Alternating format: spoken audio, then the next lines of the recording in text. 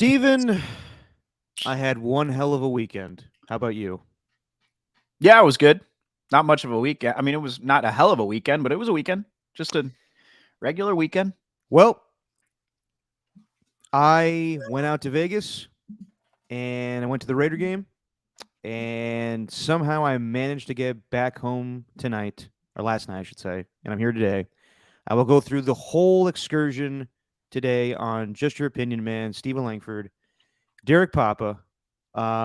We didn't do a show on Sunday because, like I said, I was in Vegas, and I will go through the whole weekend trip I had with our good friend Alon, who comes on the show quite often. But Alon, Steven, I almost called you Alon. I'm sorry. I've been in the car for 8 hours with Alon, and Yeah. I'll go through that story as well. But how was your New Year's? I mean, nothing really to write home about. I just stayed home on my own. Jesse was working, so I just made margaritas. They didn't Ooh, turn out that nice. good. They weren't that good. Uh, Turns out the essential book of bartending tips that I have doesn't really it's not really that essential. It gave me the ingredients and I got the ingredients and it didn't work. Mm. So they were okay. But I guess like I need margarita mix next time as opposed to just lime juice and like triple sec and tequila. So Yeah, margarita mix is a key. yeah, I should have. I wish I would have known that, but you know what? Whatever. We move on. It worked. I'll say that they worked, and managed to stay up till midnight. So overall success. There you How was go. yours? Well, I had $2 margaritas in Vegas. Ooh, Yeah, frozen margaritas. They actually weren't bad. I'm not a frozen margarita guy, but when it's $2, you really can't, frown on that where or was pass that? up the opportunity. What's up? Where was that? That was at the Henderson Sportsbook. So you spent New Year's Eve in Vegas, but you didn't in the Strip, No, we stayed clear of the Strip. huh? Did not want any part of that. Oh, okay, that makes sense, It, I guess. it was going to be a shit show, and I rather just drink on our own. We had a good time, still gambled, and you know, got after it a little bit, but didn't want to be a whole shit show the next morning for the Raider game. So you were at like the casino from Vegas Vacation where they're playing like War and like guess that number and all the buffet food is like it's blue is beef and the yellow is chicken. Oh wait, this is chicken. Pretty much, yes. But we did go to Circa earlier in the day. Oh, Yeah, oh, it's the best. for TCU and Michigan, and that was a hell of a game. I'll go through the whole thing, but my New Year's was cool. Obviously, went to the Raider game. The New Year's Day, New Year's Eve, yeah, kind of laid low a little bit, but we had a good time. Do you have any resolutions this year, Steven? No, I don't really believe in resolutions. Oh, okay, I see. I think that resolutions just like if you have a resolution, just do it. Don't wait till New Year's. Um, like if you think of one, it's like, do you have to wait till New Year's? But there is one that I really need to do. I bought myself a gym membership a while because there was a good deal going on at 24-hour fitness, and I haven't been once. Well, yeah, It's that's the big thing. it's the biggest waste of money I've ever I've ever spent, and I haven't gone once.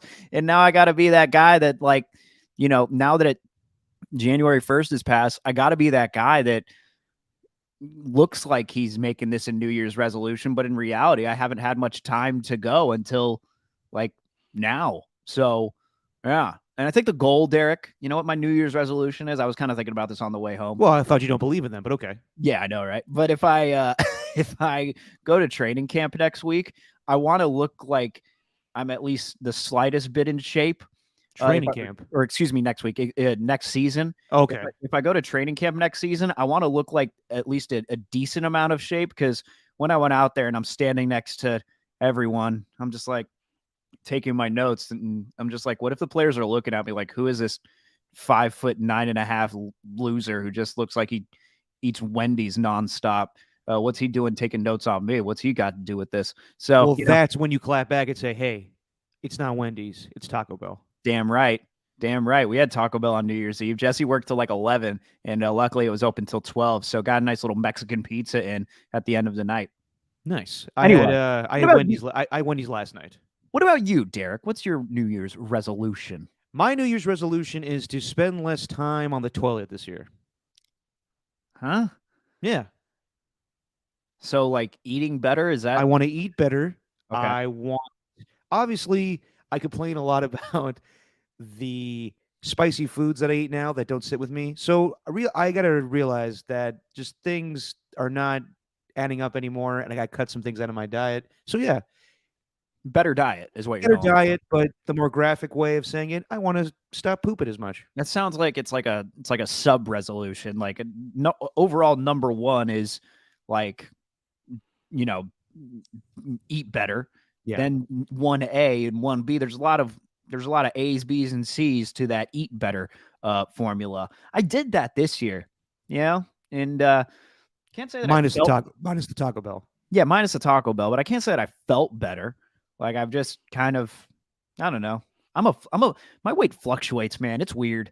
Like I go on these holiday binges, and right now I'm looking like you know, like a Pillsbury Doughboy, but like in a couple of weeks when I get back to my regular routine, I'll be looking like less of a Pillsbury Doughboy. I guess is a Yeah, better way to put more it. like the Grinch. Yeah, yeah, yeah. With the gut, you sicko. Am I just eating because I'm bored? Mm-hmm. Um, Grab a handful of popcorn shrimp and blow out of there. I also want to I want to get better sleep. Oh, That's something that I haven't been getting a lot lately, and I need to find a way to get better sleep. So that's another thing. The gym stuff, I go to the gym. I try to go more regularly, but yeah, like today I'll go a little bit later because I know that January 2nd is the biggest gym day of the year because people want to do their New Year's resolutions and everybody shows up. I'm going a little later today. And I'm tired as hell because I drove back. I personally didn't drive back, but I drove from Vegas to Oakland last night. And I'll explain the whole thing. Let me just say special thanks to Alon Desai, who joins us on this podcast from time to time, fills in for you. Joined us on the last podcast, Salt of the Earth. Uh, had me stay at his place this weekend in Henderson, and we went to the Raider game. Was a fantastic host, and let me tell you my adventure in Vegas. So yes. I have gone back and forth of whether or not I wanted to go to a Raider game in Las Vegas. Of course, everyone knows my stance on them going to Vegas and how I feel about the Oakland Raiders and the Las Vegas Raiders. And when the schedule came out, you and I were doing the podcast, and I was like, wow, Raiders, Niners, New Year's Day in Vegas. That sounds intriguing.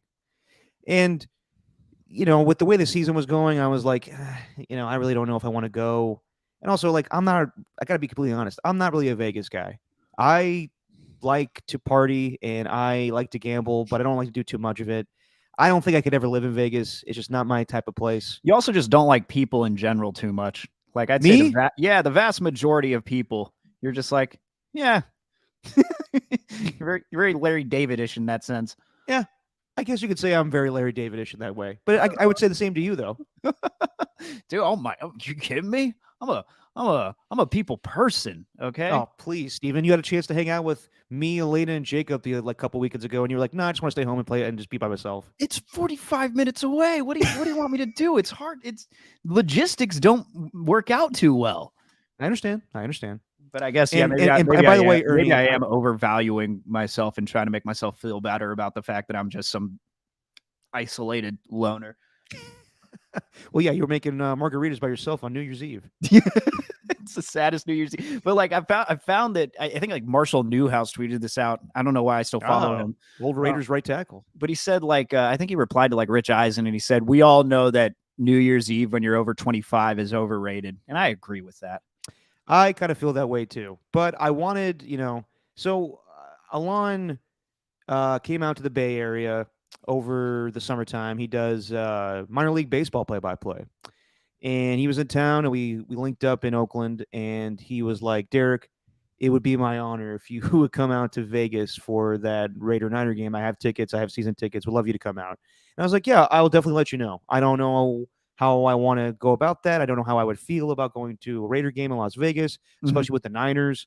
But I'll let you know about it. And it always was in the back of my head. Do I want to go? Do I not want to go? And let me just say this.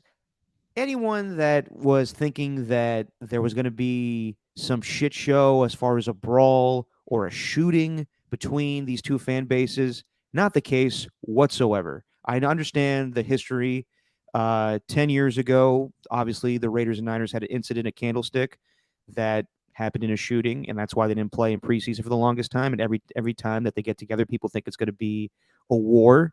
And let me just say, my experience at Allegiant Stadium was not that whatsoever. I sat between two Niners fans that could have been more gracious and nice. I didn't see anything as far as, you know, just animosity towards the two fan base. Yes, 100% the Niner fans took over Allegiant Stadium. There's no denying that whatsoever. It was a sea of red. Yeah. But as far as the weekend, and leading up to it, I'll be completely honest, didn't have any New Year's plans, and I really got psyched up after that Chandler Jones play, and I was like, God, that looks like fun. And Adam Copeland a couple weeks ago was there for that game, and he was like, it was a blast. So I was like, you know what? Fuck it, I'm gonna go. Didn't he So fall asleep? Yeah, he had he was drinking the night before, and he was a little tired before the game. That makes sense. It happens. So I bought some cheap ass flights to Spirit Airlines, and the whole week leading up to that, I was expecting my flight to be canceled because if you see what's going on with airlines now, and specifically Southwest Airlines, it's a shit show. People that were trying to fly for Christmas were stranded. Even Dante Whitner, the nicely dressed Dante Whitner, who was filling in last week for KMBR, was stuck in Los Angeles when he had to do the shows from a broadcast studio in Los Angeles, and he was telling us how he couldn't get a flight until New Year's Eve. So I was kind of worried. I was like, I told Alon, like, I'm down for the weekend, but if anything happens, if my flight's canceled, or if there's any weird stuff with Spirit Airlines, because I know they have like some weird bag policy and whatnot, if anything goes south, I'm out. I'm not coming. And sure enough, even though it was pouring rain Friday night, everything was good to go. So I got on my flight, went to Vegas, and me and Alon, like I said, went to Circa on Saturday with the big sports book. Watched TCU in Michigan, and God, that was a crazy ass game. Did you have to pay to get in that? No, not at all. To sit in those seats? Nope, completely free. Really? Yeah. Okay, because the last time I went there, it was last year. It's for Life is Beautiful, the festival that's right out there next to Fremont. Yeah. And we went there, and was it on an NFL Sunday? Yeah, and that's probably the difference. You had to pay like $200 to go sit in those seats, and I'm that's like, probably worth it. Probably the difference. I told Jesse, I'm like, I'll win that all back in betting, and then she obviously told me, no, you won't. And then, obviously I'm not that good of a bettor. So at least in my betting days, I haven't really bet in a while, not by choice, but straight up, it's just because I don't have the money to bet right now. I need to save up. Yeah. Okay. Anyway, keep going. Sorry. Circa is awesome. So Circa, I'm jealous. We drank and was merry and watched TCU in Michigan, and it was crazy ass game. Can't believe that call where the touchdown that we rolled in the end zone. That was a terrible call. Terrible. I don't get that.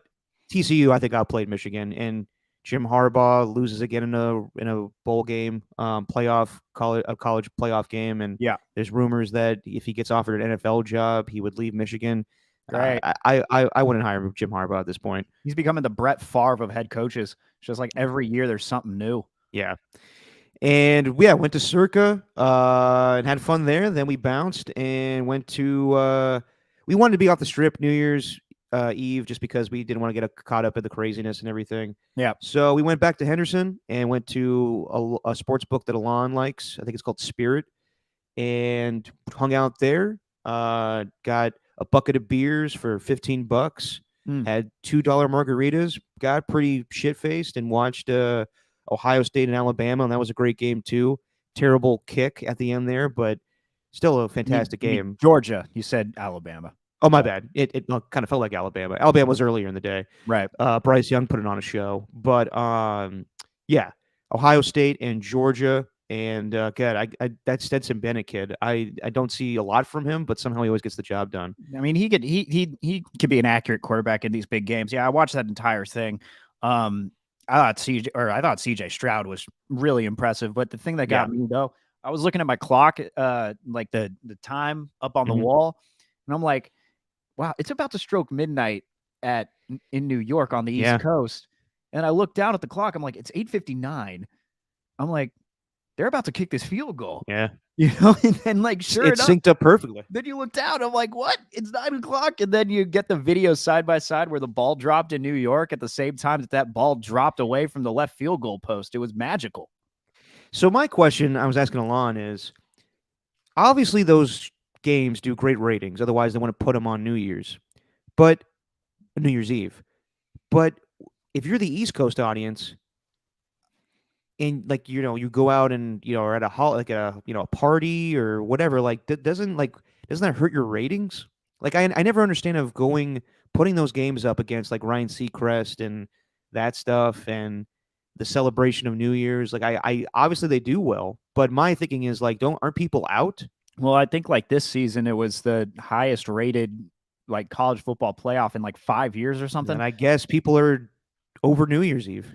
It's kind of becoming like cliche to go out on New Year's Eve Yeah, nowadays. a little I don't bit. know. It's kind of lost its luster. Maybe it's, I don't know. Maybe it's the product of social media, which tends to like ruin anything that people enjoy. But yeah, I don't know. That's a good question. My wondering is, as we're seeing the Cheez-It Bowl being played right now, was it a hot and spicy or was it a rose? I don't know. Or not the Cheez-It Bowl, rather. Sorry, the as we're seeing the Don't Rose you dare mix up the Cheez-It Bowl. as the Rose Bowl is being played in like less than a half hour. I'm just wondering. I know like the Rose Bowl is like New Year's Day and the Rose Bowl are synonymous with each other, but like I don't know, just the 4 playoff games being played on the Saturday, and you just got a bunch of these random other Yeah, I know. bowl games being played after. USC and Tulane playing right now. Actually, a high scoring game, but I could give a shit. But like Cotton Bowl. I don't know, maybe the 12 team playoff format. That'll make things a little more enticing I think overall on the so. weekend for sure. But yeah, just those 2 college football games were awesome. Did you see Robert Griffin III? What happened with him? Yeah, his wife went into labor right during the TCU Michigan game, and he ran off the field. So I was watching that. He's calling this game right now. So I Hmm. guess his wife is fine, but he's calling USC and Tulane right now. Oh, there you go. I was watching that broadcast and I switched it over because at first it was entertaining. It was like Taylor Lewan, 2 other guys I don't know, and then Robert Griffin. But then like they started spending like 4 minutes explaining how to run a screen pass and how to run it efficiently. And it's like, okay, I don't need 4 minutes of this. And they were talking over each other the entire time. And then once Michigan started scoring, that's when Taylor Lewan started getting really loud and started talking over everybody. And I love that guy. But yeah, I missed out on Robert Griffin and the wife going into labor, which was hilarious. Yeah. There's also one other. I forgot what he said, but oh my gosh, I can't remember what he said, but like. Like Taylor Lewan said, like, "Yep, no one better at stroking it than that guy. That guy can stroke it." It's just like I don't know. He knows what he's doing. Bringing it a little bit of that humor. I enjoyed it, but I had to turn it off. Did you watch the Pat McAfee broadcast of the second game? No, Yeah. no, I didn't bother doing that. I'm sure it just featured a lot of Pat McAfee saying "down" a lot. Yeah, and That's his big thing. He caught the field goal that put Ohio State in front. I noticed that. I didn't watch the broadcast, so Yeah, I but noticed he caught it in the you background. could see that in the end zone. Yeah, but I was good with watching Herb Street and Fowler. Like I'm good with those two. Yeah, I mean, for a game that big, I want to watch the real thing. Yeah, and also they don't mention the names on those broadcasts. That's the problem I have with the Manning cast too. Just numbers. Yeah, I like hearing the names of these guys and kind of getting to know them a little bit. Like Herb Street, as opposed to spending, spending 5 minutes explaining how to run a screen pass and all that. They actually like mention the players and what they've done in college football. Like me personally, I don't watch a lot, so I don't know these guys by heart. I like to kind of learn about these dudes. So I don't know. I had to turn it off. Yeah, no, same here. So yeah, we enjoyed those 2 playoff games and got a little drunk, and then got ready for the Raider game the next day. And let me just say that the phrase I'm going to use today for this podcast is, "I understand why, but I don't like it." That's fair enough. If that makes sense. Okay. Also, another phrase I'm going to use today is, sometimes the cruel decision is the right decision. Do you agree with that? Yeah. Okay, so I'll give you the examples as Gee, I. I wonder what you're talking about. Yes. So went to Allegiant Stadium. Are you talking about CNN being told to not drink? No, was that a thing? Yeah, Andy Cohen and Anderson Cooper were told to not drink. Oh, come on, that's fun. It was a cruel decision, but it might have been the right one. Dude, have you ever heard Anderson Cooper when he takes shots? I'm just kidding. It was a totally wrong decision. They shouldn't have done that. They were having him take shots of random things, and it was just like by the end of it, they were, both sober. But anyway, Oh, that's continue. lame. That's Yeah, lame I as know. hell. I tried to make a joke. It was a last second thing. Anyway, continue on. So, well, no, wait. So that did that actually happen though? Yeah, because of the whole thing with Seacrest. What happened with Seacrest? Well, because last year, basically, Got drunk? well, no, it's because Andy Cohen basically said, like, I forgot what he said, but he said something about, like, I got these bums from Seacrest show back here dancing. It's like, I don't need that, and he's like, if you go to ABC, you're not getting anything, and he's kind of just like basically crapping all over it. So They weren't allowed to take shots on the broadcast? yeah, they basically said that they were told not to, and then like Seacrest also complained about it, saying he's like, I don't drink on air, and it's whatever. Oh, well, he's probably never drank in his life. He looks Well, perfect. he's also the only one who's like doing it. I wouldn't drink if I had that responsibility where he's got to control like a million different things. Like Yeah, but Andy also Cohen like and Anderson. it's but it's also like New Year's Eve television. Like it's not the most Right, for sure. You go to that, or you watch David Byrne and Miley Cyrus do Yeah. David Bowie songs. Yeah. And then what was it on CNN too? I tuned in for a little bit. I caught like the final half hour because watching those games and everything. And then I ended up watching this show called South Side on HBO, which is amazing. But anyway, Samuel L. Jackson was on there with his wife because I guess they're both promoting a play. Like she's a director and he's one of the actors in it. And he had no interest at all in being on the broadcast. He's just sitting off to the side, just like looking bored. And then like he was in New York. No. They were doing it over webcam, over Zoom. Oh, yeah. So he was. Oh yeah, Sam Jackson is in. This strike me as the type guy to be like, yeah, let's go party on New Year's. He wants to be home. Yeah, for sure. Anyway, continue on. Why were you going to say those sayings? So because they're applicable to what went down at the Raider game.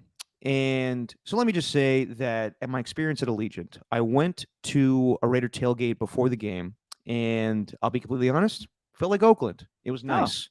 Raider fans and Niner fans together, having a good time, doing shots, smoking a little bit, as they do in the parking lot at the Coliseum. And it was not anything different to me. It felt like an Oakland tailgate. Well, I mean, you don't get the beautiful, sunrise over the Nimitz Freeway or the view of Bart squeaking its way down the rails across the Coliseum on the way to Fruitvale. You don't get those lovely. Are you taking my lines from my my article that I wrote? No, you think I read that? Hurtful. I actually did. I think I have a line there with like when you walk through the Coliseum tunnel and you smell the hot dogs that the vendors are trying to sell. Yeah. Of course. Yeah. But no, it was a good time. I mean, yes, it wasn't like Oakland, but it had the feel of it. Everyone was having a good time. Everybody was getting drunk hours before the Raider game started, and then we made our way to Allegiant Stadium, me and Alon, and it does look like a Death Star. It looks like. I think Alon had the line where like the Cardinal Stadium is the big toaster and the Raider Stadium is the big Roomba. Yeah. The Roomba thing totally makes sense. We got a little Samsung version of the Roomba here, and it looks exactly like the Raider Stadium. It looks like that, and yeah, I will totally admit that Allegiant Stadium is nice. It is very nice. Wow. What a glowing endorsement. No, I mean it definitely is a nice stadium. Yeah. You go in there and you go see the big flame, the torch, and it's a very nice tribute to Al Davis. They have all the Raider Hall of Famers jerseys up with their numbers. They have like a little ode to Las Vegas. I ran into your boy Q, who's been on this podcast, and talked to him for a little bit. And he was talking to some fans, and they were talking about the Derek Carr situation.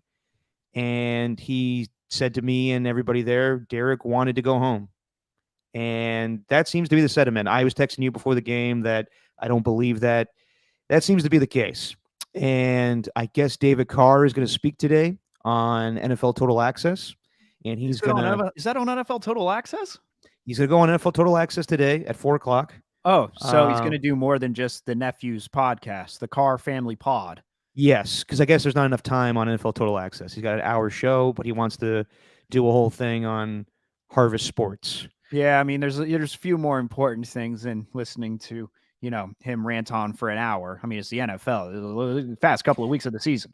Well, that's the thing, is that I understand David as Derek's brother, and he's going to stick up for him, and I'm sure he's going to go just scorched earth on the Raiders with his decision. Probably. And I guess today he tweeted out that it was Derek's done with the Raiders. Yeah. Not me though. That's what he said. Okay. So, and I'm sure we won't hear from Derek until he finds a new team. But also, David I respect David. I think he's a fantastic analyst, good looking dude, got a great head of hair. But he also has to be a little objective in this situation. He can't just be known as Derek Carr's brother. And that's kind of his thing on NFL Total Access, is that he is the Derek Carr whisperer. He speaks for him. He justifies when he doesn't play well. He's kind of gotten away from that a little bit because they ask him not just about Derek, but this is going to be his thing where he speaks for him until Derek speaks for himself. So I will be interested to hear what David's opinion is, but also, just because you have a brother that plays in the league doesn't mean that you have to go scorched earth and be like, they're doing my brother wrong. I get it. I think that way too, a little bit. And then the game happened, and I'll get into that too. But saw your boy Q and saw J to the Brick, who does the pregame show for the Raiders. They have this nice little stage they do it. Eric Allen actually is the co-host of that. I was like, Eric Allen, wasn't a Raider for too long, but likes to do the pregame show for the Raiders. But then again, Bill Romanowski wasn't a Raider for that long either. Where was the setup? Setup was kind of like the mid-level of the stadium, and it was Gotcha. So it wasn't where the tailgates were. It wasn't like Raiderville or anything like that. That's the one thing I will say about Allegiant Stadium is, as the Niner fans took over, it doesn't feel like the Oakland Coliseum as far as the fans. I saw Wayne Mabry, the Violator. I saw Gorilla Rilla. I saw Senor Raider, all the classic guys. And Gorilla Rilla felt like the lone guy in the black hole. But there is no Raider fan element that I felt was strong. And it could just be that was that game and that circumstance. I would love to go again and see when the Raiders are good and the Raider fans take over that stadium. But I question that a little bit with a Vegas audience. And that's the thing, is that it's a Vegas crowd. It's a mix of, Bay Area people coming in and Raider fans from all over the country, whether you're from Vegas or Phoenix or, wherever. Raider Nation is global. But it is a Vegas crowd, and they want to see a winner. And that's the part where I was like, this is not as strong as the Coliseum. So Niner fans, took over. You could hear them. It was a sea of red. It was totally dominated by that fan base. Right. But, it also, like, the setup was also like, it's there for the Raider fans to cheer on, but it's also kind of like a communal NFL stadium, if I'm being perfectly honest. It feels kind of like SoFi in that aspect where, yeah, it's the Rams stadium, it's the Charger stadium, but it's an NFL stadium. It's trying to appeal to more than just the fan base that occupies that stadium. And that's kind of how I felt with Allegiant Stadium. I'm not taking anything away from the fact that it looks nice, and I'm very happy that the Raiders finally found a home. Do I wish it was in Oakland? 100%. But I'm glad they have it now, and maybe they can have that fan base grow over time. But definitely was not the case yesterday. I'm sure you heard it on the TV. Niner fans dominated that game. And until the Raider fans have something to cheer about in Vegas, I think that's going to be the case with more opposing teams coming to that stadium. Well, you got to also, I think, take into account too, like, it's exactly right. It's what Fortenbaugh said on this pod earlier. Like, he said that Vegas loves a winner. So once that team actually starts winning, then that's when more Raider fans are going to show up. Although if you have a game like the Niners, where it's their first time playing each other in 4 years, and the Niners are coming off a 34-3 win, and it looks like they're going to dominate in this game, they're going up against a backup quarterback. Hell yeah, it's going to be a lot of 49er fans out there. So that's to be expected. I really don't know if it's ever going to, like, I don't know if it's ever going to completely transition. I don't think you're going to. I mean, that's the thing. Vegas loves a winner, but the thing about Oakland was it just loved a team. Like it Yeah. loved it, whether it was a winner or a loser. I don't think you're ever going to see a contingent of fans like that decide to go to games, even though they have 3 wins, and even though like a lot of the people in the stands may be delusional and thinking that the Raiders at that time could actually put up a win. Yeah. Going to those games back in like 2008, 2009, where I'm like cheering on Luke Lawton. Yeah, I mean, it's I don't know, but the stadium is super nice. I visited it, when it was empty. Everything was really cool about it, very state of the art. But yeah, it's just you're not going to get the same contingent of fans there. So that's why I say I understand why, but I don't like it. I completely understand why they did this. Raider fans appeal to Vegas a little bit. It's the perfect setup. They have a beautiful backdrop. When you see the Vegas Strip and on the back of the stadium, it's a good setup, and they finally feel like they have a home. And like I said before, I wish it was in Oakland, but didn't happen. So for that aspect of everything, I'm glad that the Raider fans finally have a home. But I also felt like I didn't fit in. I wore a Stabler jersey. I rooted for the Raiders during that game, but it just didn't feel like this is my home. This isn't what I'm used to. It's the same thing I feel with Chase Center. This isn't me. And I know that like things grow over time and you got to adapt to what changes with your teams. But I like the same thing I felt with you when I went to the first game after Khalil Mack was traded, when it was John Gruden's first game as Raider head coach. I just don't fit in. It's not my Raider. It's not my Raider team. It's not my Raider stadium. It's not my Raiders. And that's kind of what I realized yesterday. But I That's completely fair enough. understand it. Yeah, that's fair enough.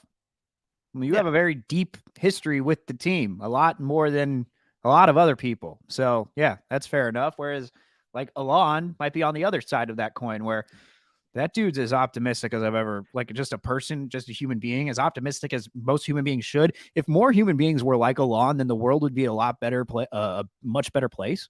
Oh, 100%. Alon is a loyal dude, especially to me and all his friends and to the Raiders. And he was optimistic in that game. I was being like, yeah, I wasn't expecting a great game. I'll be completely honest. I thought Jared Stidham was not going to do well against that Niner defense. And we'll talk about the game a little bit, but it was a fantastic game. But Alon is super loyal to the Raiders. He moved out there to want to be with that team and for his career and everything. And he just loves the Raiders so much. And I completely respect that. I completely respect everybody that wants to be a part of that. But it's just not for me. But so we watched the game and it was a hell of a game. And then was ready to get out of Vegas, honestly. Like it was time to come home last night. I had a flight booked with Spirit Airlines, which not the greatest airline, but going on with everything going on in Southwest, I thought, okay, I got to Vegas. I should be able to go home. So my plan was I want to book a flight as soon as the game's over so I can get the hell out of there and I get home and not have to deal with what I assume today is going to be a shit show of people flying from Vegas to wherever they're going home today on New Year's Day or the day after New Year's. And get back to Alon's place, grab my stuff, and sure enough, I get an email saying that my flight has been delayed 3 times to midnight, and then an email shortly after that saying it's been canceled. And I was like, you got to be kidding me. So now I'm stuck. Oof. And I hate the feeling of your flight being canceled on the return flight home, because then you're really fucked. So I was sitting in Alon's place and I was like, well, what do I do here? So we started looking up all the flights that were available from Vegas, going out of Vegas that night, and it completely sold out. And most of them were canceled. So anybody that was trying to come home today or come home last night, I don't know if you were shit out of luck, because something happened with the Vegas airport where most flights were canceled and most flights were booked today. So in my case, Spirit Airlines got back to me and said, we're sorry about the inconvenience with the cancellation, but we're going to book you on a flight 2 days from now on January 3rd, and you're going to leave at 5:40 in the morning. We're going to have you do a layover in Ontario, and then you're going to come back to Oakland. I was like, you got to be kidding me. No, I'm not doing that. So I'm looking at every possible option. I'm looking at Greyhound schedules. And Alon goes to the bathroom, and I'm on the phone with Spirit Airlines, and I'm kind of getting stressed out. And sure enough, Alon comes out of the bathroom with a duffel bag and saying, dude, talk to my brother who lives in the Bay Area, said that I could crash at his place. If you want to leave right now, I can drive you back to Oakland tonight. And I was like, you got to be kidding me. Wow. That's an 8-hour drive. And he goes, yep, if we leave right now at 6 o'clock, we'll get there at 3:30 in the morning. And I was like, are you okay with that? And he was like, I'd be happy to do it. So I paid for his gas, paid for his food, and we went out. And nobody was on the road. Everybody was still on the strip partying. And we got home last night at 3:30 in the morning. And I cannot thank Alon enough for that. That was amazing. It felt like planes, trains, and automobiles, except I wasn't Steve Martin annoyed by John Candy. But I think he'd be the Steve Martin in that situation. You'd be more the John Candy. Oh, really? Okay. Actually, no. I guess like technically you would be the Steve Martin, huh? Since John Candy was the driver. You want to hurt me? Go right ahead. It makes you feel any better. I don't need to target. Okay, I see. My friends like me. So I'm the real article. What you see is what you get. Oh my God. Movie references. But yeah, got home at 3:30 in the morning last night. And yeah, I'm glad to be home. Alon is at his brother's place and couldn't be more thankful to Alon. So that was awesome of him. As far as the game. Wow. Yeah. So like I said before, I understand why, but I don't like it. So you and I were going back and forth about Derek Carr and everything, and the early reports in the morning were that Peter Schrager was talking to people in the Raiders organization, and people were upset with what happened with Derek Carr. I don't know if it was so much the benching, but the fact that he was not going to be a part of the team for the next 2 weeks. He's going to stay home. He's basically his Raider career is over with 2 games left in the season. And I texted that to you, and you were like, people could get over it. And I understand. Like, listen. What happens? Yeah. No, listen, I get it. My thing with Derek Carr is that the guy's been super loyal to the organization. I just don't like this whole thing. But watching that game and the way that Jarrett Stidham played, I understand it. I completely understand it. I didn't know how Jarrett Stidham was going to play. I never really seen him before. I saw him in preseason a couple of times. I don't think the Niners were prepared for him at all. You could talk about Kyle Shanahan saying, yeah, I knew him from the Senior Bowl and whatnot, but they were not expecting a quarterback to be more mobile, to really understand Josh McDaniels' offense. Right. And I know earlier in the week, Devontae Adams voiced his displeasure, but no one laid down. Like, I was kind of expecting people to be kind of half-assed, to be like, fuck this. But everyone played their damnedest. And I guess Max Crosby talked about how much of an asshole Jarrett Stidham is. Yeah. The way that he put it, because he's very demanding, and he comes from the Bill Belichick school, and he comes from Josh McDaniels' way of the Patriot way of this is how we do things.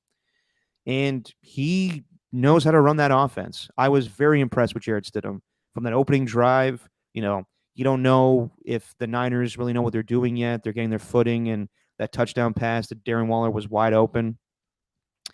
I thought it would be a different game if the Raiders had more help on defense. Their defense has been atrocious the whole season, but if they had Denzel Perryman playing and Chandler Jones playing, I think it's a different story a little bit. But in the end, I mean, the Niners are just clicking on all cylinders on offense right now. Brock Purdy, it's very similar to watch both quarterbacks. Jarrett Stidham was extremely impressive, most passing yards by a Raiders QB in his debut. And like I said, he just understands that Josh McDaniels offense. He knows how to run it. Right. And I think Devontae Adams was happy with the results. I think Darren Waller was happy with the results. It was just the defense couldn't stop the Niners whatsoever. Yeah. So it was an awesome game. Sorry, Steven. I've been running on and on. Your thoughts on the game? No, dude, it's all good. No, I think to me, well, like the 2 guys that we're focusing on are Stidham and Purdy, and rightfully so. It's like amazing that those 2 guys are like, I mean, I saw a meme earlier where it was like Manning and Brady shaking hands after a game, and it's like Brock and Jarrett 2.0. But which is Yeah. funny. But like to me, the difference in the Nice game, one, KMBR. Nice one. the difference between those two, the difference in the game to me was the two running backs in the game. Like I thought the way that the Raiders were able to establish the run with Jacobs early and then just use that play action to their advantage. It was just a lot of those plays were made off play action. Like the way that Stidham was able to stay in the pocket and take some of those hits, like that one completion to Derek or that touchdown pass to Devontae Adams, or there was another one where he managed to complete a almost first down to Mac Hollins when they were in second and long, I think. And then like as far as the 49ers too, Christian McCaffrey was just unbelievable in that game. Like he just kept the defense on their toes. I felt so bad for Duron Harmon in a way. I was like, dude, you got to deal with this. He did not come out looking good. But also biggest difference too with the two teams, and this is what's amazing about what the 49ers have built with their roster. When one guy gets hurt, it's just a seamless transition. Dre Greenlaw gets hurt. Okay, it's fine. We're going to bring in Azeez Al-Shaair, and he's going to be the main guy that we use for our two linebackers. If, Aaron Banks gets hurt, which he did, like Daniel Brunskill is going to come in, and on a screen pass, you're going to go see him full extension, make a crucial block so that McCaffrey has an open lane that he could go 38 yards for. It's just like that team is so deep in their roster. It's nuts. And then if McCaffrey goes down, then I don't really know where they go from there. Jordan Mason and Ty Davis Price seem like they'd be really good backs, but I don't know if they're going to handle a load where you want them to take 15 to 16 carries a game. I actually think they should get more carries moving forward if they want to keep McCaffrey healthy. But yeah, dude, the way that Stidham kind of played, it sort of reminded me of like the first time that Purdy came in for the Niners in a way. Yeah. It was more just a reaction to it, where it was like after the game, I remember thinking during it, like, is there going to be some backlash for how things have opened up for Stidham here? Are there going to be people who saying like, oh, they're opening up the playbook for Stidham like they didn't do for Carr, and people acting like they're playbook experts? But then like Waller, Jacobs, Adams, and McDaniel all were like, look, we just ran the same offense. He just came in because he knew it. Like that's what he did. And, he did all the extra things to make them better. So 500 total yards against the 49ers defense. I'm not going to read too much into it as far as the 49ers either. Like, they have one bad game on defense. All of a sudden their playoff chances decrease. It's like, no, like they're still a really damn good football team. I think they're in the postseason, anything can happen, but I think they have the edge on just about anyone who goes in there in the NFC.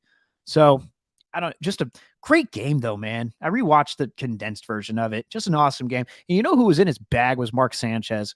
Dude was putting on a clinic as far as being an analyst. He was teaching a lot.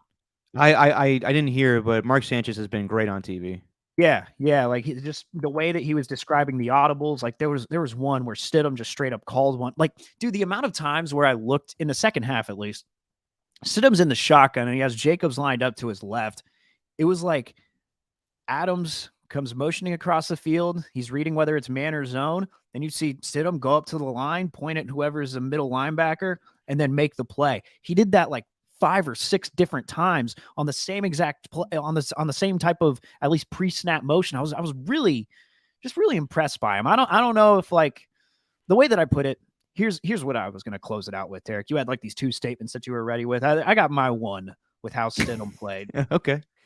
Don't say Stid him. I'm not going to do that. But he didn't play. I'm not going to say he played like the best version of Carr. Like he didn't, because the best version of Carr is like he's been capable of throwing for 500 yards and like 4 touchdowns and no picks. Right. But he played like the version of Carr that has people kind of like divided on him, because you have those really, those just awesome throws, but then also there was the final play of the game where it's just he gets hit, by Bosa, or at least by Bosa pushing the offensive lineman into him, and he just lets the ball flail and then it goes for an interception. Or that one botched snap that he had where he managed to recover it. It could have gotten a lot worse. Like he just looked like that version of Carr where people were kind of like divided on him, but at the same time, like the version of Carr where people are on his side thinking that he could be the future. Like, I don't know. I don't think Stidham is. I don't know. I need to see more, obviously, but he played pretty damn good. I agree. And I was, like I said before, extremely impressed.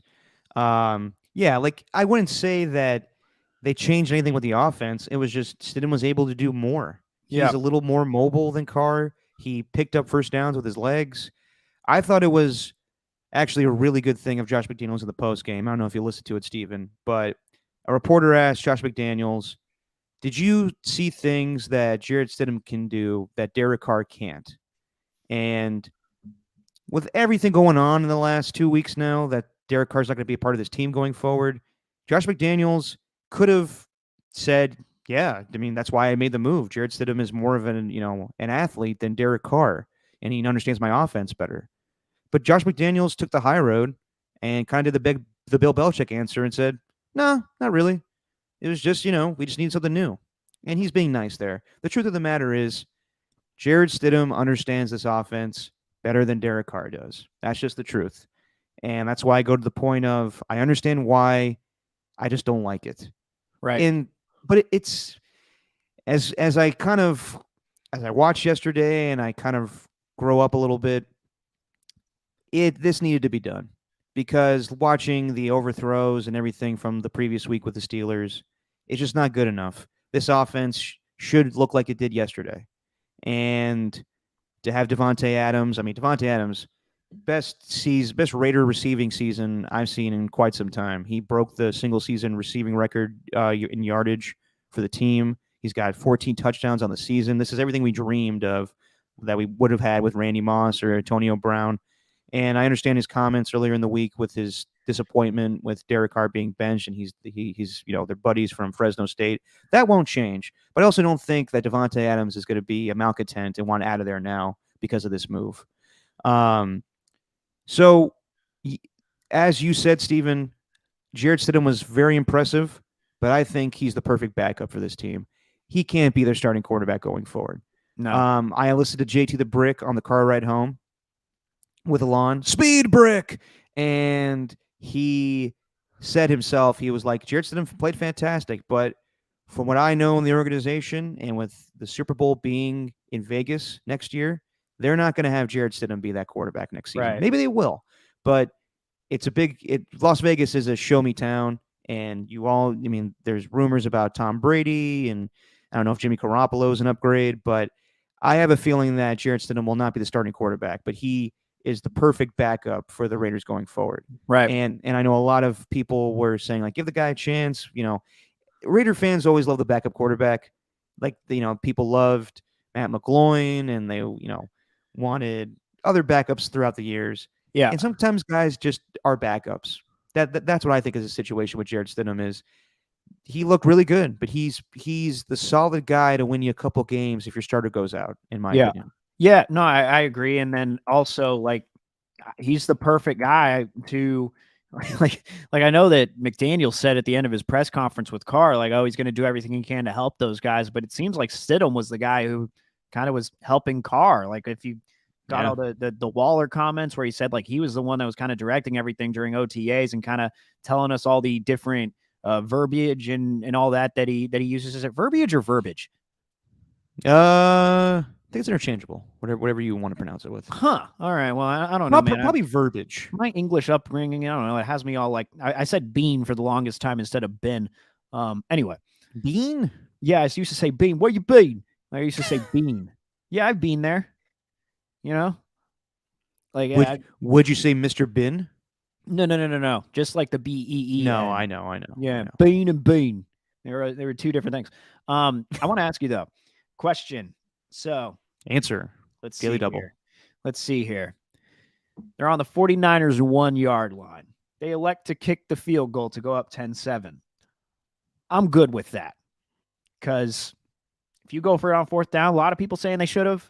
A lot of people saying it's a weak move, but anyone who's watched the 49ers defense at all this year knows you do not go for it if you have 1 yard to go and it's the goal to gain or whatever.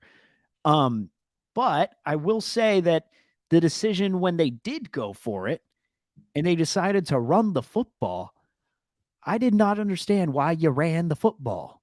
Why didn't you? Like, I thought the higher percentage play would have been you QB sneak it in because they did that, I think, twice already in the game.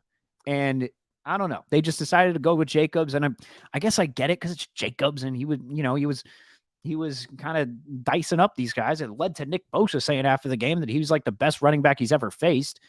Like, so I guess I get it. But at the same time, I'm like, man, that really could have changed the game. But then you could also go with a whole bunch of different things. Like, if, I don't know, if Fred Warner didn't get the face mask, then who knows? Maybe the God. if that didn't happen, then He almost ripped off Hunter Renfro's head. Oh, that was bad.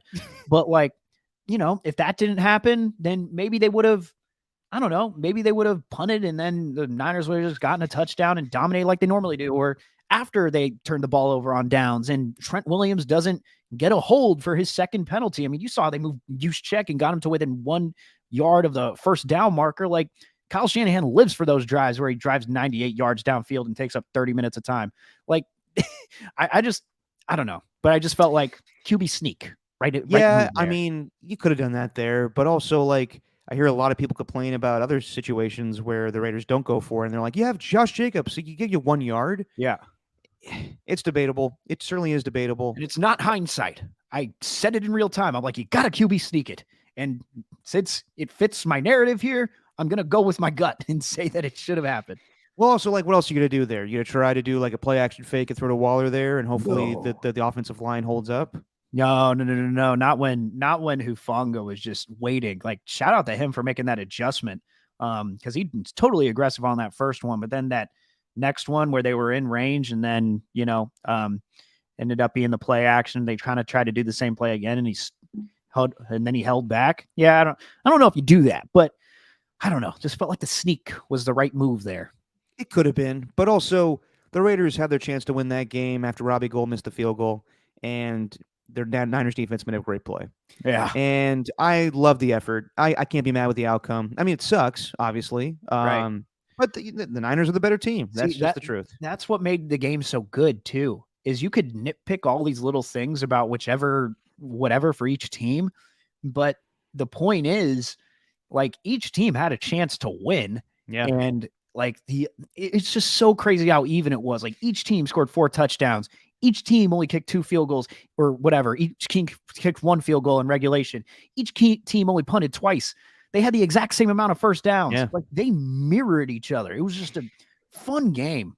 And I think that, to me, the glaring thing is the Raiders need a defense, because they may have the opportunity to be an explosive offense, and we saw it yesterday. There were times earlier in the season I thought they were explosive as well with Derek Carr, but that's what they want to run. Is that, and that's why I kind of said, like, remember in preseason I said I expect this offense to be really explosive, and that was with Jared Stidham, just because of how they can, the movements and the motions and how Josh McDaniels wants to orchestrate things. I think he could be just as good a play caller as Kyle Shanahan, but he needs the right quarterback. And while Kyle Shanahan has gotten the best out of lesser quarterbacks, Josh McDaniels needs a great quarterback to run this offense. Yeah. Now, that being said, yesterday, Niners defense got him back in that game. I don't think it was anything that Brock Purdy did with his arm.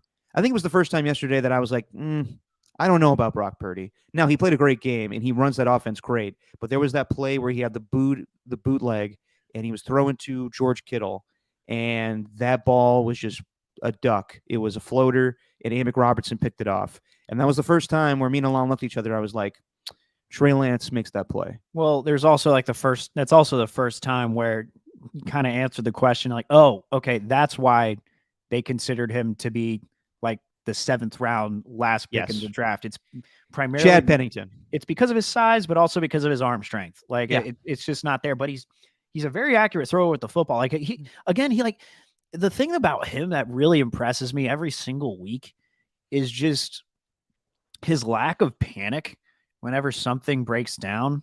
Like, getting away from Max Crosby in that first drive of the game where Crosby looks like he has him, and then he just rolls out to the right, throws a strike to Kittle right there. And then there's a couple other times, like that time when they were in the end zone with the Trent Williams thing, and there's a chance that he could have, we've seen Jimmy Garoppolo do this before, where he backs into the end zone and then steps out of bounds, like, because the defense is coming straight at him, but he just manages to throw it away. It's just, I don't know, the obvious rookie mistakes, like, he hasn't really made any, like, that I can think of. Like, the guys underthrow balls all the time. Like, that happens in the NFL. Every quarterback does that. That's not a rookie thing. That's just a quarterback thing. But I don't know. It's just a lack of rookie mistakes that he truly makes. I don't really see too many of them. I don't either, but I also am not naive to think that things don't change in the playoffs. I think that Brock Purdy is a great quarterback. I think that he does everything that Kyle Shanahan wants to do. Yeah. It could be the very same thing with Jarrett Stidham, where I know earlier I said that Brock Purdy's the guy and that's what Kyle Shanahan wants. But also there's limitations with Brock Purdy. So he could just be a great backup quarterback. And we'll see how the postseason goes. But I think there's going to be times where the Niners, we saw it in the Super Bowl. We saw it in playoff games. The Niners' run offense is not doing the job, and they need the quarterback to make plays. And we'll get to it a little bit later, but if Brock Purdy plays a game against Aaron Rodgers, I kind of like Aaron Rodgers in that situation. And also on the defense, listen, I'm not taking anything away from the Niners defense. They've been the best defense of football, but they were kind of not exposed, but they showed a little weaknesses yesterday. I have always wondered about Deshaun Gibson at safety. He's older, he's kind of a journeyman, and he can be beat. I think that Kadarius Toney, Kadarius Toney, Charvarius Ward did a pretty good job with Devontae Adams yesterday, but also Devontae Adams is arguably the best wide receiver in football. So they're going to have matchups where that favors Devontae Adams. Diamano Denor, I don't know about. Did I butcher that name? No, you're doing great. Close enough. Diamano Lador. Yeah. Diamano? You almost sounded like you're saying domino. I know. Diamador. Lenore. Diamador. Yeah. I always wanted to call him Diamador the Commodore. So it's not Diamador and Lenore, it's Diamador. Yeah. It's not like one of my favorite name in the NFL now. Rasheen Shaheed. No. Rhyming name. No. Well, we could double check. I could triple check that it's Diamador Lenore, but I'm at like 99.9%. Ernie will correct us on the chat. Yeah. No. But I just think that there can be a scenario where it's Diamador. Okay.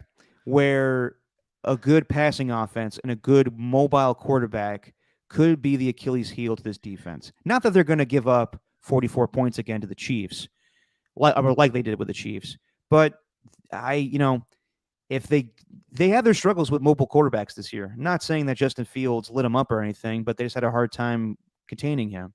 And Russell Wilson's not mobile like he used to be, but he still got out and moved his feet a little bit.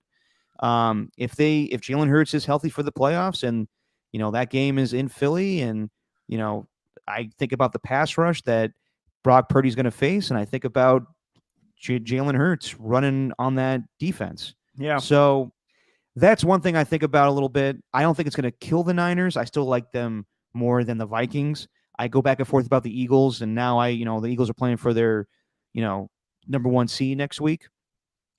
I think the Niners are still in a good spot, but there's definitely a little bit of they're not as dominant as a defense as we think, as far as no, they can't be stopped. I think there's some holes in the secondary where there could be favorable matchups to opposing teams. I really think it's the whole the establishing the run situation. At least that's what benefited the Raiders. I'm not going to sit here and be like, well, if you establish a run, you stop the Niners defense. I'm not going to go so far as to say that, but that's what got them last time. Yeah. There's only so many times you could run like a disguised blitz where Warner and Greenlaw just go right up to the line and, plug up the gap, and then you don't know which one's coming. And that's what makes them so dangerous. But sometimes, if you have a running back that can get past all that, that makes it a little harder. Also, the offensive line for the Raiders, I thought, did a pretty good job too, of which not a lot of teams have done, which is just creating lanes in pass protection, or maybe it was the defensive line's fault. I don't know, but it's like what Bosa said at the end of the game. He's like, we created too many passing lanes for Stidham. He was able to run free. We can't do that as a defense. We got to be better. We have been better. So I don't personally I'm not reading too much into this as far as the Niners defense goes. I'm giving them a pretty good chance to get to the NFC Championship. At least once they go up against the Eagles are a really good team. And I think they're the only team in the NFC that can really match them. Although I will say my opinion does change when you get to the Super Bowl, because you're going to have to face, probably Mahomes, probably Allen, probably Burrow. We're going to see that tonight. You're going to see a little preview of what would be just an awesome AFC playoff game if it were to come to fruition. I'm not sure how the seeding would work out, but like when you face a good offense, like nowadays, more often than not, that's gonna beat a really good defense. So I don't know. It's crazy, man. It's crazy looking at this game and how things have shaken down because we thought they were gonna dominate. We Yeah, really I know. did. I think I tweeted this out, but it was the best Raider Niner game since 2000. If you remember that game, that was a candlestick. Blocked field goal was involved. It was Rich Gannon and Tim Brown going up against Jeff Garcia and Terrell Owens. And in the end, Rich Gannon found Tim Brown in the end zone for the touchdown in overtime. Just kind of reminiscent of that a little bit of just the back and forth nature of the game. It was awesome. Yeah, I mean, Steven, I'm with you. I don't think that it's a big, indictment on the Niners defense, but Right. I do wonder if they play a good quarterback, what will happen. Like, I'm not talking about Kirk Cousins. I'm not talking about, Daniel Jones I mean, shit, if they do play Aaron Rodgers in that first round, I understand the Niners have had their way with Aaron Rodgers in the playoffs. I understand that. But it's different when you got Colin Kaepernick, who could put up the amount of points that he could in the running game when they had that first matchup and all those other matchups they had together, or the defense shutting down Aaron Rodgers. To me, this might be the best playoff run that Aaron Rodgers could face if they win next week because it's not in the cold in Green Bay. And I question that with Josh Allen sometimes with these high-flying scoring offenses that throw. Is it really conducive to be that style of play when it's in the cold like that? No, you're making a point that Florio made, and everyone was kind of. Don't tell me that. Don't tell me that. I am, but because you are, but he also like went way too far with it. Like he did what I like to call like the like in baseball when you take a lead off first, it's like when you first get off, like the pitcher's kind of in the stretch and he's not really winding up yet. You take your primary lead, right? And then when the pitcher goes, you take your secondary lead. Well, I kind of look at sports takes like that. It's like we have one primary take, and then we want to create like a secondary take out of it. And sometimes that secondary take, you're just going way too far. And eventually, like if you go too far, you're going to get picked off. You know what I mean? You don't need to go that far. And he was saying something along one hell of an analogy. Yeah, I know. It's a great one. And he's saying something along the lines of like the Packers being in the 7th seed could be a better opportunity for them to win it all. They could be in a better position in the 7th seed than if they were in the number 1 seed, because you're going to be getting Aaron Rodgers playing at like a level where he's not afraid to be gun shy. And you're also not playing at home where you're going to be in the cold, like you just mentioned, but everyone's focusing on the part where he said it's going to be an easier road for them, because it's obviously not. It won't be. Road is in the 1 seed, but there's a sense of truth to the primary thing, which is if he is in the 7th seed, it's an if. Now, he's not there yet, but if he's in the 7th seed, then there's a chance that he's on the road and he's in a warmer climate. Like maybe he won't be afraid to just kind of let it fly since there's not a lot of pressure, with that's a story. That's a conversation for another day. But I think it's going in that direction where the one Super Bowl he does have was when he was a 6th seed. He went on the road to Philadelphia. He went on the road to Atlanta. He went on the road to Chicago and then beat the Pittsburgh Steelers. There's less. I mean, the most dangerous teams are the ones that have nothing to play for.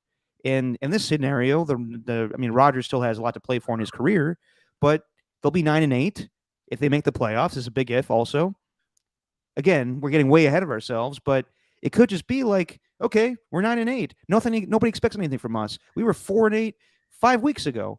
So let's just do the damn thing and see what happens. And then when you play with less stress, you're kind of more carefree and you play better. That's what's going to be so much fun about next week's matchup, though. It's like you got the Lions and the Packers, both teams on winning streaks right now. I think the Lions are 7-2 in their last 9 or something like that. Yeah, they lost that game to the Panthers, but they've been really good. Yeah, like you got that's a lot. That I can't believe I'm saying it, but like Packers and Lions is going to be like one of the more intriguing matchups to watch just because of the seeding and how it works out.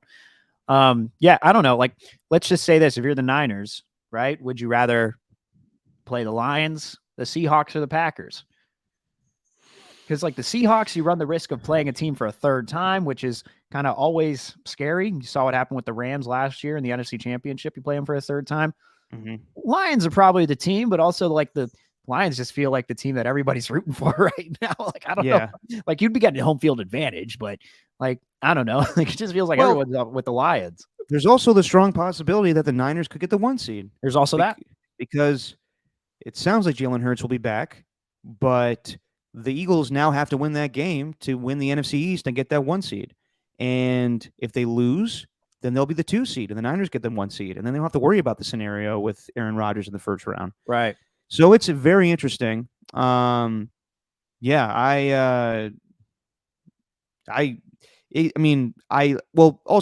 initially I was like, well, the Giants, they have nothing to play for next week because they've already clinched. So that will be an easy game for the Eagles. But Brian Dable came out today and said, no, we're playing all our starters. And this is a chance for them to kind of fuck things up for the Eagles. So I thought that was going to be the Sunday night flex game. So right now, officially, this came out today. Yeah. Chiefs-Raiders is going to be played Saturday night next week, or Saturday afternoon, I should say. And I guess that's interesting because that game could potentially put pressure on the Bills for the next day to get the 1 seed. Right. So that's going to be fun. Get to see Jared Stidham in a nationally televised game. That'll be on ABC. I think it's going to be Steve Levy. And then I thought this was going to happen. The winning-in scenario between the Titans and Jags, not sexy enough for Sunday Night Football.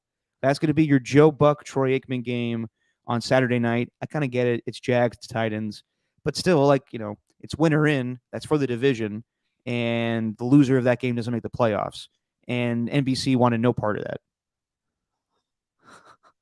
that. Did you hear that? What? Because I was opening up the standings just to get a good look, and then the Cover Girl ad played, so it was like, "Hey, Cover Girl," in the middle of you reading that. God, I really wish I heard that. I apologize. No. Hey, by all means. And then the other slate of games are all going to be basically in the afternoons. In the afternoon, I should say, not multiple noons. The Bengals Ravens game could potentially be for the AFC North if the Bengals lose tonight. We talked about already the implications of the Giants-Eagles game. That's for the 1 seed. Here's the thing that I don't get. So it's Lions-Packers for that flex game. Yeah. And both the Lions and the Packers have a chance to go to the postseason if they win that game. However, if the Seahawks earlier in the day beat the Rams, that game is meaningless to the Lions. So I get the intrigue, but also it could be extremely pointless by the time that game kicks off. Yeah. No, you're making a good point. So Seattle automatically, just because they won the tiebreaker? Seattle beat Detroit earlier in the year. Right. Okay. Yeah, I mean, that makes sense. I don't know. What else would you rather have in that, though? If I had to pick between all these games and what I know, I would have gone with Giants-Eagles.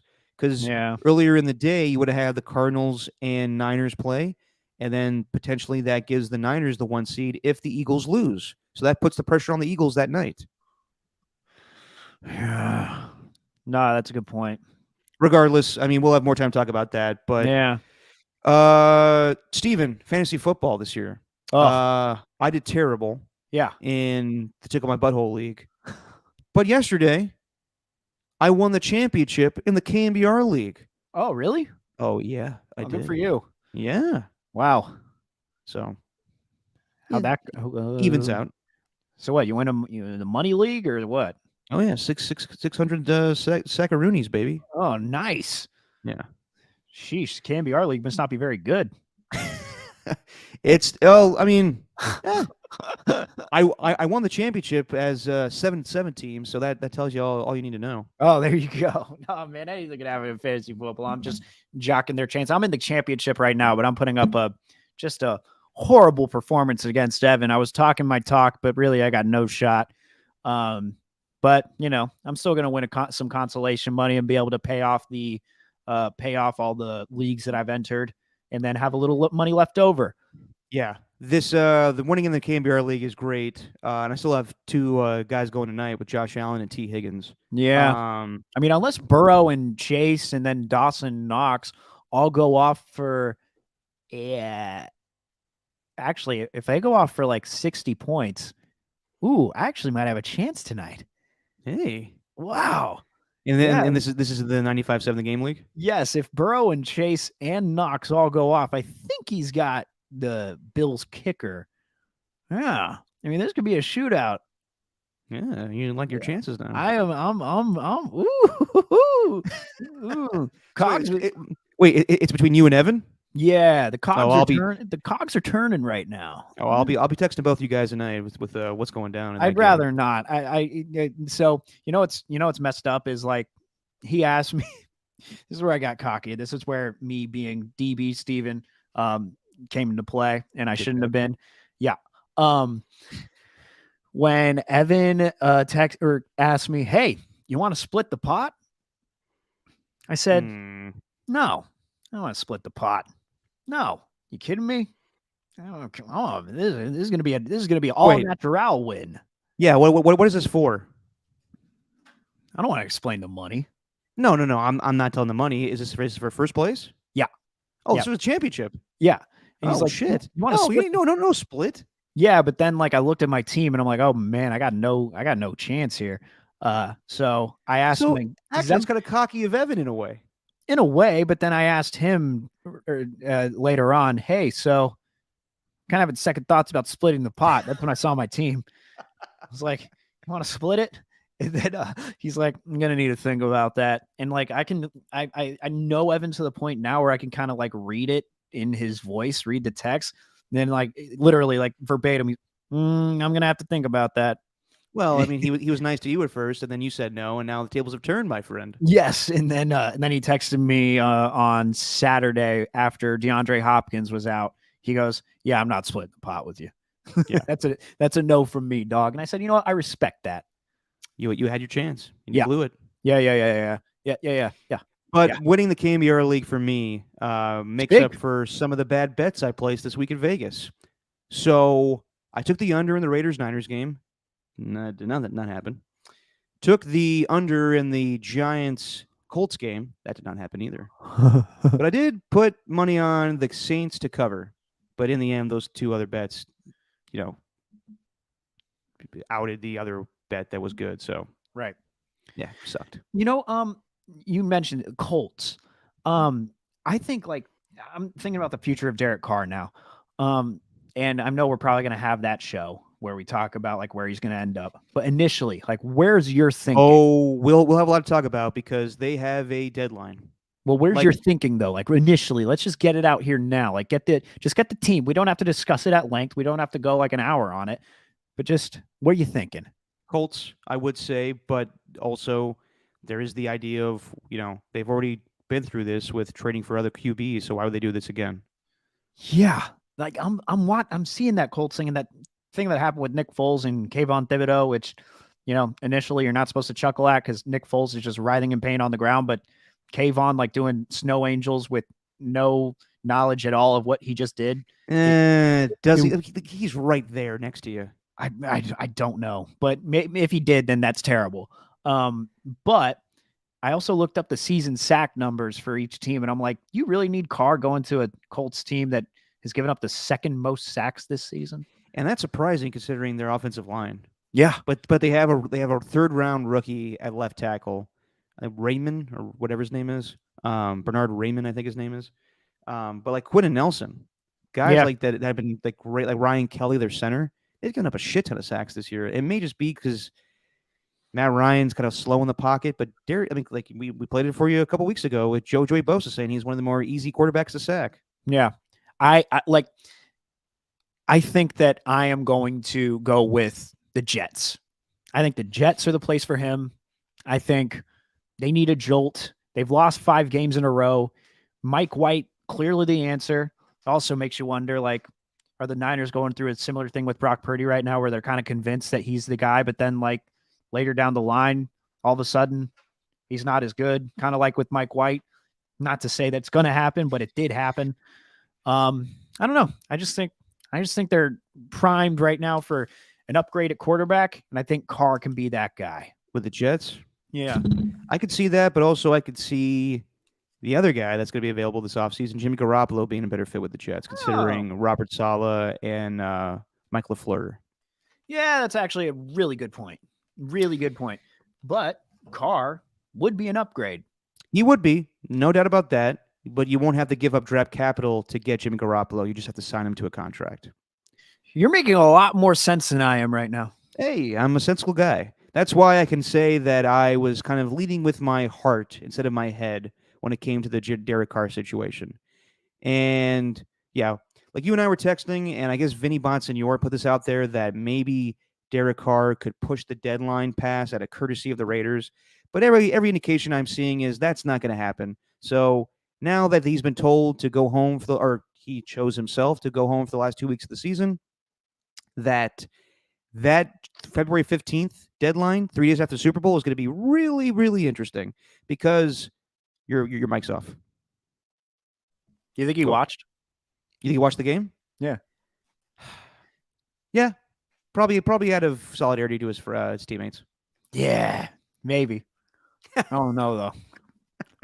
That's an interesting one. I wonder what the Carr household was like. They may have just gone on vacation. Yeah, that's true. I could see that too. But also, I mean, we've seen trades go down before the Super Bowl. Alex Smith, I think, got traded twice. What are you laughing about? It's just Jesse. She just got us lunch from this place, and it's a place with a very wide range of things to get. And she decided to get the children's teriyaki bowl. Interesting selection. With rice? Yeah, I think so. You can't go wrong with a good teriyaki bowl. They didn't have an adult size, so she got the kids teriyaki bowl. Hey, I don't knock on anybody getting a teriyaki bowl. It's like this place's version of a Happy Meal. Just love a good Happy Meal too. It come with a toy. Oh my gosh! Come on. Okay. Anyway, I'll wrap up here, Stu. You guys can enjoy your food. Hey, literally a wrap. That's what I got. I got this little clear wrap thing. Huh? Clear? Yeah, it's like a clear wrap. I don't know what it is. It looks like it's gonna fall apart though. Well, you enjoy that wrap. Before we get out of here, real quick, I just want to go over some of the games from yesterday. Yeah. I didn't watch a lot because I was at the game. But Dolphins losing 5 in a row. You called that. You were. I wanted to text you that, but you know what? I'll wait here. You really called the decline there after that Niner game. I still think there's a chance for them to make the playoffs. I think given the scenarios with everything, the Bills have to lose with the Patriots, but the Bills are playing for that 1 seed, and then the Steelers playing really good football. That loss to the Raiders, or that Raiders win, doesn't look as bad now. They beat the Ravens last night. Give it to Mike Tomlin, man. Like, even with, doing a rebuild year, they always find a way to win. So I'm leaning either Dolphins, given the QB situation. Like the Jets are just in free fall. Mm-hmm. So if it's Teddy Bridgewater, I like their chances. If it's Tua, I really like their chances. If it's Skylar Thompson, I don't like their chances. But we'll see. I think the Steelers take care of business against the Browns, but that's an interesting scenario for next week. As far as yesterday, yeah, the Eagles losing to the Saints, and the Saints have looked really good the last few weeks. I still like their chances as far as being the most, competitive team to beat the Niners in the NFC playoffs, but they're kind of going through a little thing right now where they kind of have like all the wins accounted for, and it's kind of similar like the 2009 Saints where they were just 13-0 and then they started like kind of lollygagging in towards the end of the season. Right. And they're dealing with Jalen Hurts being injured. I thought they were going to win that game yesterday, even though I took the cover for the Saints.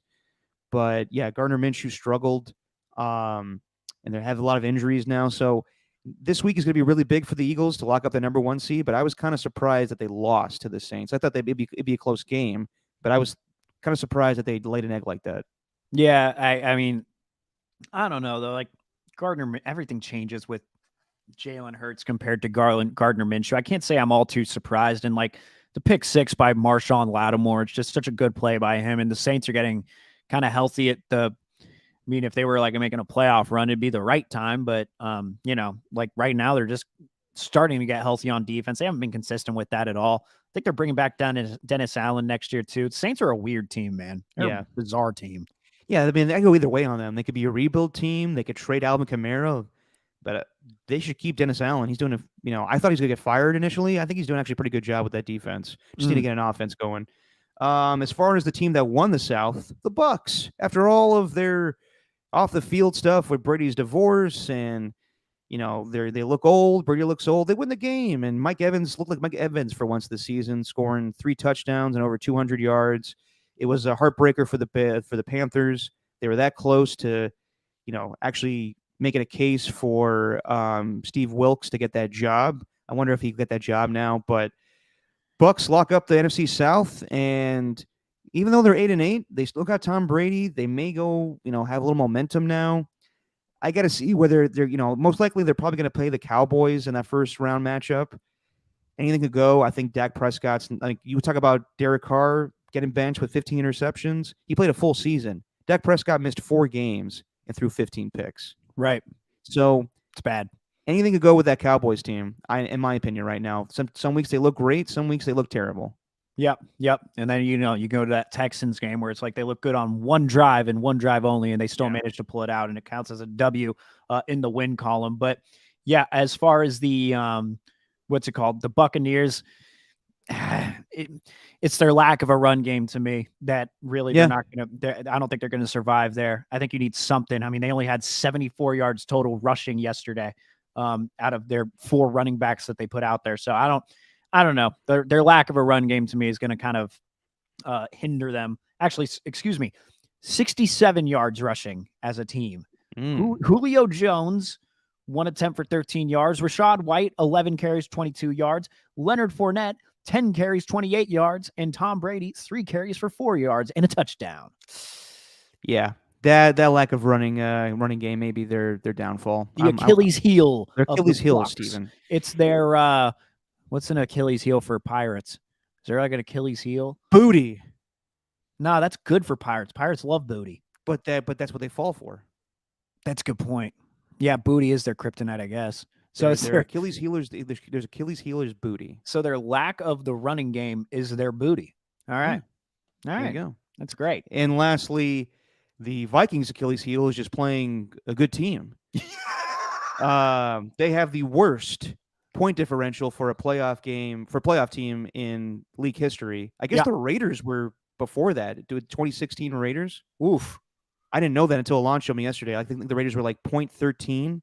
Yikes. And the Vikings are -19. Yeah. And they are going to be a playoff team. That's incredible. They get killed by the Packers yesterday.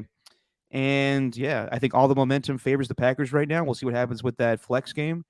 And with the Vikings, they could easily be one and done, in my opinion. But we'll see where that goes.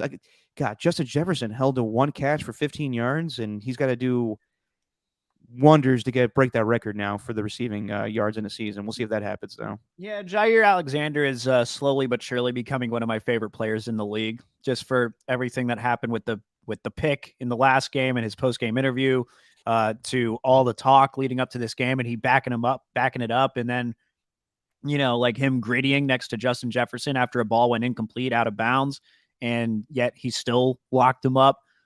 Slowly but surely, that he's climbing up the rankings among my favorite players in the NFL. No, he's really good, and he's arguably one of the best cornerbacks in football, and to shut Justin Jefferson down was really impressive. So, yeah, Vikings have locked things up, but we'll see how they finish, along with everybody else in the NFC. They're the box of chocolates team in the NFC, man. The box of chocolates team in the AFC, the Jaguars. You never know what you're going to get. That's true. Box of chocolates, NFC, Vikings. You never really know what you're going to get, although you sort of know what you're going to get. Yeah. But you Jaguars putting on a clinic yesterday with the Texans. Of course, the Texans are trying to get that 1 seed after Bryce Young looked, or not that 1 seed, but that first overall pick after Bryce Young put on a show against Kansas State. Before we pick this Bills-Bengals game tonight, it wasn't a sexy game, but Browns-Commanders. They benched Taylor Heineke for Carson Wentz. And I've been a Carson Wentz apologist for a long time now, but I don't think I can anymore. Yeah, you really were. Just because I thought he was getting a raw deal, but now he just he's not very good. And Taylor Heineke brought some life into that team, but this is a classic case of, I think, the owner, Daniel Snyder, being like, we traded for Carson Wentz. I want to see what we get out of him. And it totally backfired in their face yesterday. He threw 3 picks. He looked terrible. And what looked also terrible was Ron Rivera in the postgame being asked, you guys lost today. If the Packers lose later tonight, you guys are eliminated from playoff contention. Would you go to Sam Howell next week just to get a feel from him? And Ron Rivera goes, we would be eliminated tonight? Yeah. And I was like, yeah. Now, I get it. Every coach is focused on winning. If Bill Belichick answers like this, we all laugh and like, well, Bill's really focused on winning. But also, it's kind of like, shit, shouldn't you know all scenarios, Ron? Yeah, you need to play for something like other than winning, especially in playoff time. Like playoffs are the goal. That's the first goal. Like I go back to Shanahan and what he said. Like he made it clear. The number 2 seed is where we're going. Like playoffs are the first goal, but the ultimate goal is to get the seeding and put ourselves in the best position to get to the playoffs. So I don't know if you're not thinking about playoffs at the end of the season and all you're thinking about is winning. Like I get it, but shouldn't you want to care more about that and kind of have knowledge of that and have something for your team to strive for? It's like the winning mindset is what you want in the first 10 weeks of the season, but then like after that, once you're done stacking up wins and you're kind of getting into the latter part of the year, don't you want to focus on the playoffs? I don't know. That's what I thought too. I thought this decision to bench Taylor Heineke was very weird. Of course, they're on the cusp of the playoffs. If they would have won the last 2 games of the year, they would have made it. Very premature. Yeah, a little premature. And for Ron not to know the scenarios, little weird. I love Ron Rivera. I think he's a great coach, but that's kind of a weird thing not to know that. Yeah, a little bit of a downer. All right, I know you're enjoying that wrap. So before we get out of here, Bills Bengals tonight. This is probably the best Monday Night Football game of the year. Both teams are going to the playoffs. Both teams could still be the number 1 seed. You got the Bills favored by 2.5, with the Bengals having a huge injury last week to La'el Collins. And the over-under is at 50.5. How do you see this game tonight, Steven? Well, the over, first of all. Taking the over. Yeah. I'm all about the over, Derek. And then life's way too short to bet the over or the under, excuse me. That's fair. And then I've been burned by 2 unders this past week, so yeah, you're right. And I'll take I'll lay the points with the Bills. -2.5. I will lay them even though they're in Cincinnati. I think the Bills are going to take advantage tonight. I think Josh Allen is going to step up.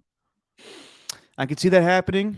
I could also see Joe Burrow having a great game against the Bills defense, who has looked good at times, but I think the last couple of weeks they've that game against the Dolphins, they gave a lot of points. Did fine against the Bears last week. I am torn on this game. This could go either way. I think it's like a playoff preview tonight. I'm gonna go over just because I picked the under in 2 games this week, and that was stupid. So just to be different than you, and we didn't have any other picks this week, I'm gonna go with the Bengals. So there you go. Ah, yeah. Wait, who won this week? We didn't pick games this week. Oh, that's right. We'll be back for the last week of the season and pick games, and then we'll start doing playoff stuff. So then we'll get a little more focused on what we do on this podcast is pick games, and then we have punishments and all that stuff. Remember that? We don't really do that often anymore. No, we don't, because it turns out that the hot wing punishment doesn't really work. Not on me, but actually it does, and I'm trying to make my New Year's resolution where I don't spend much time on the toilet anymore. So, well, you know what? Your New Year's resolution isn't to wear less boxes. No one likes that, Steven. I got some comments. From who? From Jesse and your mom? Yes. And on that note, we may see you Saturday or Sunday this upcoming weekend. We'll figure it out. Steven, say what you always say, my friend. And that's a wrap. Oh, God. It's just our opinion.